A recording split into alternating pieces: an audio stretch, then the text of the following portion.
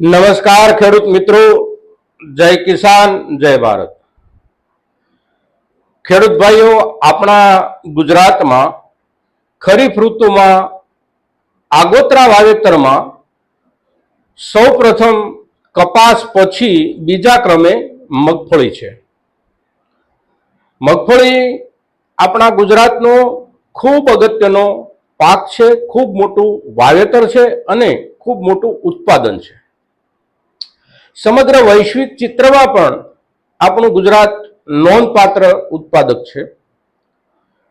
દુનિયામાં મગફળીના કુલ ઉત્પાદનમાં પ્રથમ ક્રમે ચીન અને બીજા ક્રમે આપણો ભારત છે અને ભારતમાં 45%થી વધારે ઉત્પાદન માત્ર ને માત્ર આપણા ગુજરાતમાંથી થાય છે। આપણા દેશના રાષ્ટ્રીય ઉત્પાદનમાં 45%થી વધારે હિસ્સો મગફળીના પાકમાં આપણો એટલે કે ગુજરાતનો છે। આપણે ત્યાં સરેરાશ આ છેલ્લા 2 વર્ષના આંકડા પ્રમાણે ખરીફ ઋતુમાં મગફળીનું ઉત્પાદન 35 લાખ ટન જેટલું હોય છે। ખરીફ, રવિ અને અર્ધ ઉનાળુ ઋતુ બધું મળી અને ઉત્પાદન લગભગ 45 લાખ ટન જેટલું આપણું ગુજરાતનું છે અને ભારતમાં આપણે સૌથી મોટા મગફળી ઉત્પાદક પ્રદેશ તરીકે ગુજરાત છીએ। આપણે મગફળી વાવતા જે કોઈ ખેડૂતો છે એ તમામ પ્રકારના જરૂરી ખાતરોનો પાયામાં ઉપયોગ તો આપણે કરીએ જ છીએ, પણ એમાં જે કેટલોક ફેરફાર કરવાની જરૂર છે એ ફેરફારની વિગતો આપણા ખેડૂતો સુધી પહોંચે એ ખૂબ અગત્યનું છે। મિત્રો, ફોસ્ફરસ યુક્ત ખાતરો આપણે પાયામાં મગફળીમાં પૂરતા પ્રમાણમાં વાપરીએ છીએ અને ફોસ્ફરસ યુક્ત ખાતરોમાં આપણે 2 પ્રકારના ખાતરો વાપરીએ છીએ, ડીએપી અને એનપીકે। પણ આ બંને ખાતરોમાં સલ્ફર એટલે કે ગંધકનો કોઈ જથ્થો હોતો નથી। જ્યારે મગફળીના પાકને સલ્ફર એટલે કે ગંધક એ સૌથી અગત્યની જરૂરિયાત છે। જેટલી એની જરૂરિયાત ફોસ્ફરસની છે એટલી જ એને ગંધકની પણ જરૂરિયાત છે। થાય છે એવું કે આપણે જ્યારે ડીએપી વાપરીએ છીએ ત્યારે એમાંથી માત્ર 2 તત્વો આપણને મળે છે, એક નાઇટ્રોજન મળે છે અને એક ફોસ્ફરસ મળે છે। એનપીકે વાપરીએ છીએ ત્યારે 3 તત્વો મળે છે, નાઇટ્રોજન મળે છે, ફોસ્ફરસ મળે છે અને પોટેશિયમ મળે છે, પણ સલ્ફેટ નથી મળતું। મગફળી એક એવો પાક છે કે એમાં બહારથી નાઇટ્રોજન વિશેષ આપવાની જરૂર નથી। મગફળીના છોડને આપણે દરેક ખેડૂતો, જે ખેડૂતો મગફળી પકવે છે, અગર તો મગફળીની સાથે જોડાયેલા છે, પછી એ ખેડૂત તરીકે હોય, વેપારી તરીકે હોય કે લેબર તરીકે હોય, મગફળીના છોડમાં નીચેના થડિયાના ભાગમાં જે નાની નાની ગંડિકાઓ હોય છે, ગાંઠો હોય છે, એ ગાંઠો મગફળીના છોડની જરૂરિયાત માટે કુદરતી રીતે જમીનમાંથી નાઇટ્રોજન નિર્માણ કરી અને છોડની જરૂરિયાત પૂરી પાડે છે।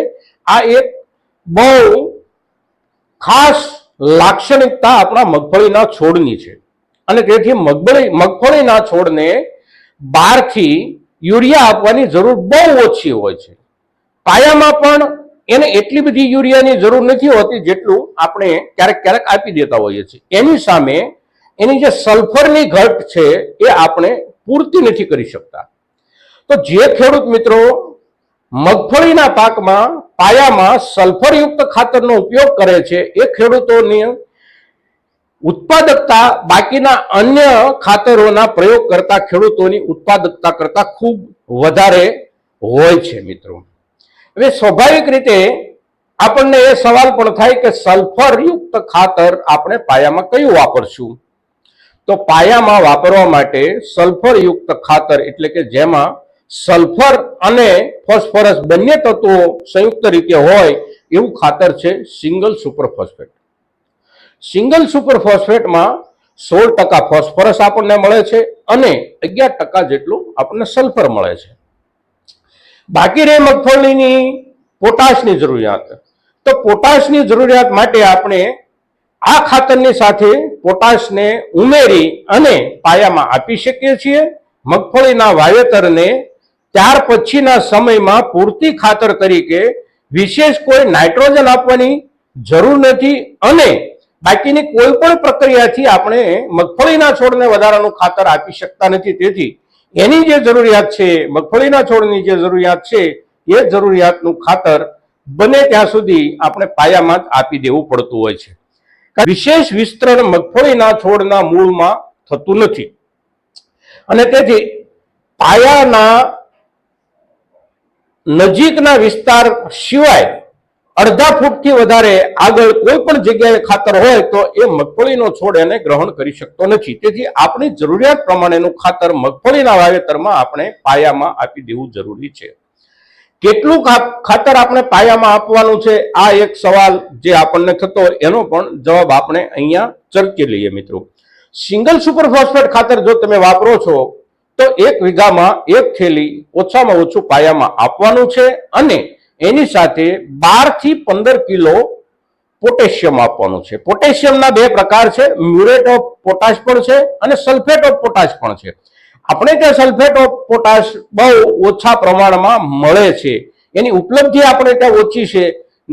અગર જો આપણને સલ્ફેટ ઓફ પોટાશ મળી જાય તો મ્યુરેટ ઓફ પોટાશની સરખામણીમાં સલ્ફેટ ઓફ પોટાશ વધારે લાભકારક છે, વધારે ફાયદાકારક છે. ન મળે તો મ્યુરેટ ઓફ પોટાશ આપણે વાપરી શકીએ છીએ. 1 વીઘામાં 12 થી 15 કિલો મગફળીના છોડને મ્યુરેટ ઓફ પોટાશ ખાતરની જરૂરિયાત અવશ્ય છે. કારણ કે મગફળી જે છે એ એક કોમ્પ્લિકેટેડ પાક છે, એક જટિલ પાક છે. એ તેલીબિયા પણ છે અને સીધો ખાદ્ય ખોરાકી પાક પણ છે. તેલીબિયા પાક હોવાના કારણે એને ગંધકની જરૂર છે અને તેલીબિયા પાક હોવાના કારણે એને પોટાશની પણ જરૂર છે. તો જ્યારે પાયામાં આપણે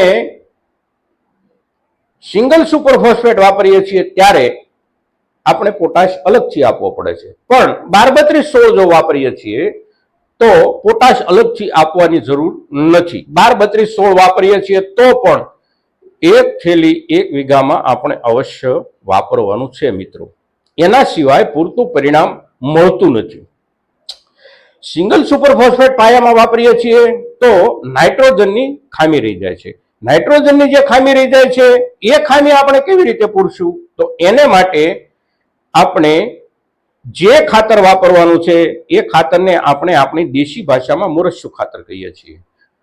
મોરસ્યું ખાતર એટલે એક એવું ખાતર કે એની અંદર એમોનિકલ સ્વરૂપમાં નાઇટ્રોજન હોય છે, ઉપરાંત એમાં સલ્ફરનો પણ જથ્થો હોય છે. એટલે પોટાશ, નાઇટ્રોજન અને સલ્ફર વત્તા ફોસ્ફરસ આ તમામ જરૂરિયાતો પૂરી થઈ રહે એ પ્રમાણે આપણે મગફળીનું વાવેતર કરવું પડશે મિત્રો. અને ઉત્પાદનમાં ખૂબ મોટો ફરક પડતો હોય છે. એકાદ ખાતરની કમી રહી જવાના કારણે આપણા ઉત્પાદનમાં 15 થી 20% કે 25% સુધીનું ઉત્પાદનમાં ફરક રહી જતો હોય છે. તો આ ફરક ન રહી જાય એટલા માટે આ તમામ ખાતરો પાયામાં આપણે વાપરશું, અવશ્ય વાપરશું. સિંગલ સુપર ફોસ્ફેટથી આપણે પાયામાં ખાતરની પૂર્તિ કરી છે તો એની સાથે પોટેશિયમ પણ ઉમેરશું અને સાથે મોરસ્યું એટલે કે એમોનિયમ સલ્ફેટ પણ ઉમેરશું, જેનાથી સલ્ફર પણ મળે છે, ઉપરાંત નાઇટ્રોજન પણ પૂરતો મળી રહે છે, લાંબા સમય સુધી મળી શકે છે અને મગફળીની જરૂરિયાત સંપૂર્ણપણે પૂરી થઈ શકે છે મિત્રો. એક વાત ફરી એક વખત યાદ રાખવા જેવી કે મગફળીના છોડને આપણે પૂરતી ખાતર તરીકે ત્યારબાદ ઉપરથી કશું આપી શકતા નથી.